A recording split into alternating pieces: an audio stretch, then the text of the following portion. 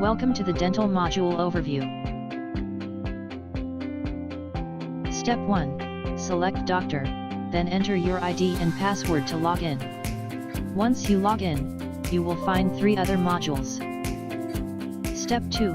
Select Patient, to preview your patient's data. You can find your patient using the file number, then click Search. By clicking on the patient's name, you can preview the profile, medical history, visits, insurance, and so on. Step 3. Click Patient Visits, to preview your waiting list.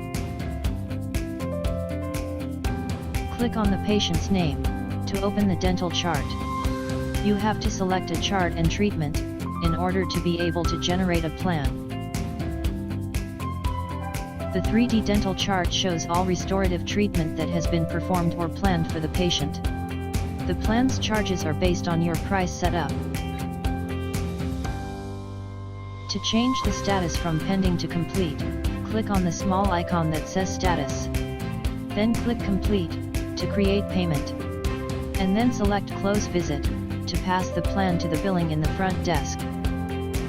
Step 4. Click Appointments. Here you can manage your appointments throughout the day. And the coloring codes indicate your patient's status. That's all about the dental module. Thank you for watching.